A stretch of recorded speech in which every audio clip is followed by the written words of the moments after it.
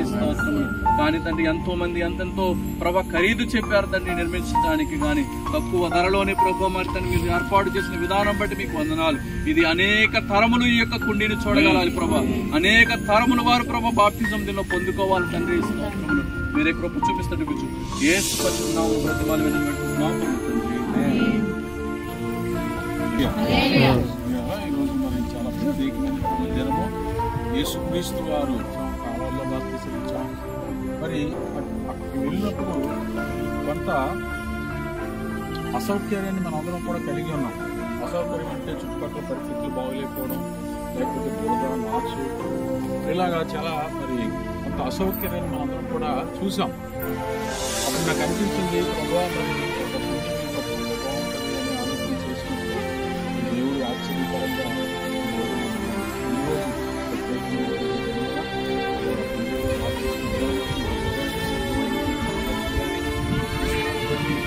ఆ యొక్క వ్యక్తిగాన్ని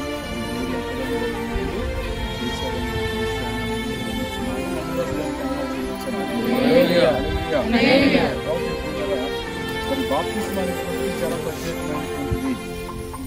ఎందుకు ప్రత్యేకమైనటువంటిది అంటే ఈ లోకంలోనికి మరి మనం వచ్చినప్పుడు ఆదాము అవ్వ నుంచి సంక్రమించినటువంటి పాపము యేసుక్రీస్తు వారి ద్వారా, యేసుక్రీస్తు వారు మరణించి తిరిగి లేచుట ద్వారా ఆ పాప విమోచన అనేటువంటిది జరిగింది.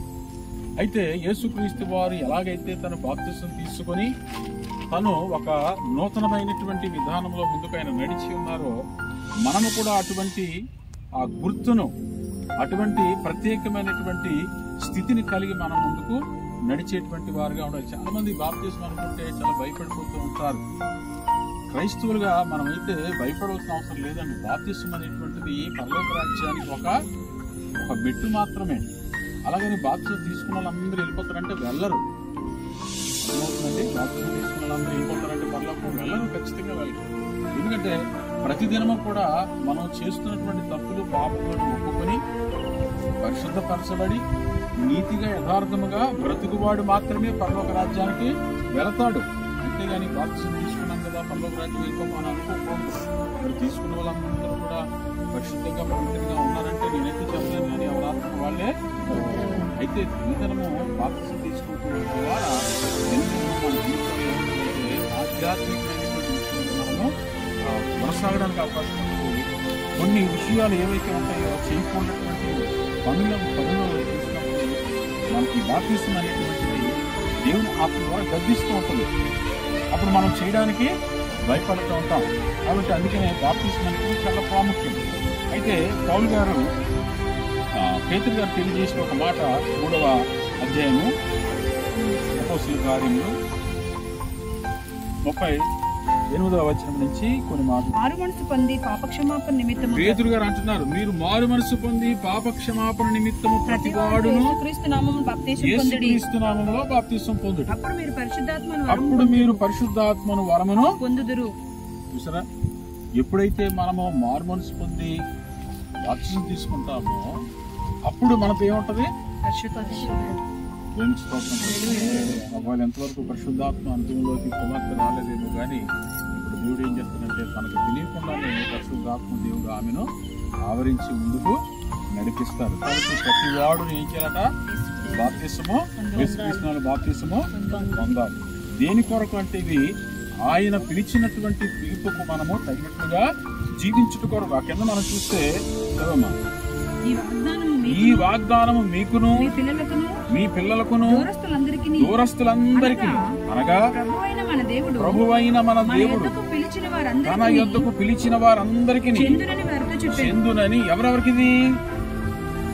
నాకొక్కడికే కాదు, నాకు, నా కుటుంబానికి, దూరస్తులంటే అందరికీ కూడా ఈ వాగ్దానము వర్తించునుగాక. దేవునికి స్తోత్రం. అందరూ కూడా బాప్తిసం అనేటువంటిది పొందవలెను. నేనైతే మా అమ్మగారు నాకు 12 సంవత్సరాల వయసులో తీసుకెళ్లి బాప్తిసం ఇచ్చారు. దేవునికి స్తోత్రం. ఎందుకు ఇచ్చుంటారంటే ఆవిడకు మా మీద పరిపూర్ణమైనటువంటి నమ్మకము, విశ్వాసం. ఎందుకంటే మేము క్రైస్తవులుగా, మా తల్లిదండ్రుల నుంచే క్రైస్తవులుగా మేము ఉన్నాము. కాబట్టి వారికి ఒక ప్రగాఢమైనటువంటి నమ్మకం ఏంటంటే నా బిడ్డలు ఖచ్చితంగా నేను బాప్తిసం ఇవ్వాలి. బాప్తిసం ఇవ్వకపోతే ఒకవేళ ఏం జరుగుతుందో, వాళ్ళు మనం బాగానే ఉంటాం, మీకు ఏం జరుగుతుందో కదండి. బాప్తిసం లేకుండా చనిపోతే దేవుడిచ్చినప్పుడు వాగ్దానాన్ని మనము మరిచిన వారం అవుతామేమో అనేటువంటి ఉద్దేశంతో ఆవిడ బాప్తిసం ఇవ్వడం జరిగింది. దేవునికి స్తోత్రం కలుగుతుంది. కాబట్టి మారు మనసు పొందుట చాలా ప్రాముఖ్యమైనటువంటిది. మారు మనసు పొంది ప్రతి వాడుని యేసుక్రీస్తు బాప్తిసము. మరి ఇవాళ సారిక ముందుకు వచ్చినట్టు నాకు చాలా సంతోషంగా ఉంది. అసలు ముఖ్యంగా కిమ్ముకి ఫస్ట్ బాప్తిసం కిందకి ఇవ్వాలనుకున్నాను. అయితే ఇంకొంచెం టైం అడిగాడు, టైం అడిగాడు. అందువల్లే మరి అసలు ఇంక ఇవాళ ఎవరు ఉండరేమో అనుకున్నాను. కానీ నిజంగా నా పేరు నిలబెట్టిందండి. దేవునికి స్తోత్రం కలిగి నేను ఖర్చు పెట్టిన ఖర్చుకి ఆ డబ్బుకి తన విలువను కాపాడింది. దేవుని స్తోత్రం చెప్పండి. హల్లెలూయా, హల్లెలూయా. నిజంగా చాలా మరి ఇవాళ మాత్రం నాకు చాలా సంతోషంగా ఉంది. అసలు ముందుకు రాదేమో అనుకున్నా. నేను దేవుని కృపలో ముందుకి ఇదేమి బలవంతం కాదంటే బాప్తిసం తీసుకున్నంత మాత్రాన నువ్వేదో ప్రత్యేకంగా ఉండాలి, ఎవరి దగ్గరికి వెళ్ళినప్పుడు ఇలాగ కాలు రెత్తి నడవాలి, లేకపోతే ఎక్కడికైనా వెళ్తున్నప్పుడు ఇలాగా నేను బాప్తిసం తీసుకున్నాను ఇప్పుడు ఎలాగున్నావో ఎప్పుడు. కాకపోతే ఆత్మీయ జీవితంలో మనం సరి చేసుకుంటూ దేవుని సన్నిధిలో ముందుకు సాగిపోవాలి. ఇప్పుడు ఉన్నవారు నేను లేనప్పుడు అందరిని అడుగు, మీరు బాప్తిసం తీసుకున్నారు ఎలాగున్నారు? సింగిల్ గడికి అందరిలో అడిగితే బాగు అవుతుందా? మీ పిన్నిని అడుగు, మమ్మల్ని ఎందుకు అడగడం ఏంటి? కాబట్టి మనం అనుకుంటాం బాప్తిసం అంటే ఏదో మనం దేవుని దగ్గరికి వెళ్ళిపోతాం, దేవుడు డైరెక్ట్గా నాతో మాట్లాడేస్తాడు, నేను అందరికీ కళలో దర్శనాలు చెప్పేస్తాను, నువ్వు వెలగొన్నావు నువ్వు అలాగున్నావు అని చెప్తాను. అది కాదు. బాప్తిసం అనేటువంటిది ఒక మెట్టు మనం ఎక్కుతున్నాం అనమాట. అంటే ఇప్పుడు చూడండి, ఎక్కడికన్నా ఊరు వెళ్ళాలనుకోండి, హైదరాబాద్ వెళ్ళాలనుకున్నాం. హైదరాబాద్ వెళ్ళాలంటే ట్రైన్కి ఏం చేస్తాం? టికెట్ బుక్ చేసుకుని వెళ్ళిపోతారా? రిజర్వేషన్ కావాలి, అవునా కదా? రిజర్వేషన్ కావాలా? ఆ రిజర్వేషన్ కోసం మనం ప్రయత్నం చేసినప్పుడు కొన్నిసార్లు రిజర్వేషన్ దొరకదు. అప్పుడు ఎలాగుంటాం? వెయిటింగ్ లిస్ట్ అంటే ఎదురు చూస్తాం, ఎప్పుడు దొరుకుతుంది అని కదా. ఇది కూడా నువ్వు ఎంతకాలం ఎదురు చూసావు, వెయిటింగ్ లిస్ట్లో ఉన్నావు. దేవుడు ఏం చేశారు? ఇంకా కొంతమంది వెయిటింగ్ లిస్ట్లో ఉన్నారు. దొరకదో కూడా తెలీదు. దొరుకుతుంది, లేకపోతే ఎక్కుతారు, లేకపోతే ఎక్కరో. నీకు వెయిటింగ్ లిస్ట్ ఇప్పుడు ఏమైపోయింది? కన్ఫర్మ్ అయిపోయింది. దేవునికి స్తోత్రం కలుగునుగా. తాత్కాల్ కాదు ఇది. తాత్కాల్ ఎవరో తెలుసా? ఇప్పుడు రెడీగా బాప్తిసం మీరు తీసుకుంటారని ముందుకు వచ్చిన వాళ్ళు తత్కాల్. దేవునికి స్తోత్రం. హల్లెలూయా, హల్లెలూయా. చాలా మంది నాకు తెలిసి తత్కాల్ బాప్తిసం తీసుకున్న వాళ్ళు మన మధ్యలో ఉన్నారు కదా, ఉన్నారు. కాబట్టి తత్కాల్ అనేది వెంటనే అమ్మాలు తీసుకుంటున్నారు కదా, నేను తీసుకున్నటువంటి గొప్ప ఆలోచన, మంచి ఆలోచన. ఇలాంటి అదృష్టం ఎవరికి వస్తుందండి? ఎవరికి వచ్చింది? వీళ్ళందరూ కులికాల వల్ల బీచ్ రోడ్లలో, బీచ్ల్లో, ఇంకెక్కడ చెరువుల్లో, బురదల్లో ఒక దగ్గర ఏం చేసి వీళ్ళందరూ. నువ్వు ఎక్కడ తీసుకుంటున్నావు? దేవునికి స్తోత్రం కలిగి ఎంత అదృష్టవంతులు. అందరూ సపోర్ట్ కూడా దేనికి పొందాల్సి గొప్ప మహిమ కలిగినటువంటి గొప్ప కార్యం ఇది. కాబట్టి మనము బాప్తిసం తీసుకొని ఎలాగైతే యేసుక్రీస్తు నామాన్ని ధరించుకొని ప్రియులారా ఒక మెట్టు మనం పైకి ఎక్కడానికి మనం ప్రయత్నము చేయవలసినటువంటిది. ఇది ఒక క్రైస్తవునికి ఒక భాగ్యం. అందుకని ఇక్కడ అంటున్నాడు కదా, ఈ వాగ్దానము మీకును మీ పిల్లలకును దూరస్తులందరికీ అనగా ప్రభువైన మన దేవుని తన యొద్దకు పిలిచిన వారందరికీ చెందునని వారితో.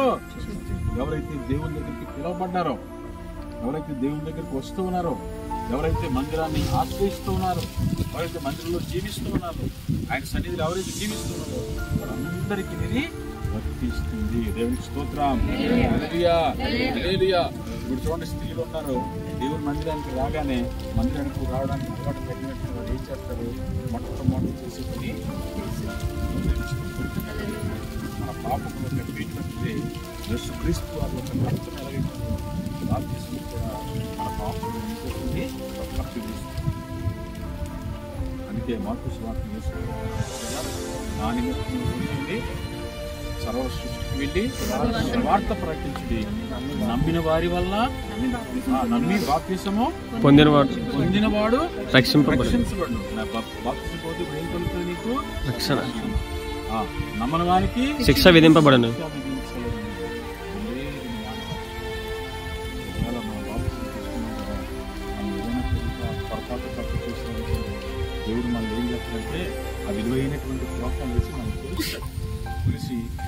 బాప్తిసం తీసుకున్నావు కదా, నీకు నేను ఇంకొక ఛాన్స్ ఇస్తాను, ఇంకొక అవకాశం ఇస్తానని చెప్పి దేవుడు మనల్ని ప్రతి సమయంలో తప్పించి మనల్ని చక్కగా రక్షిస్తూ ఉంటారు. దేవునికి స్తోత్రం.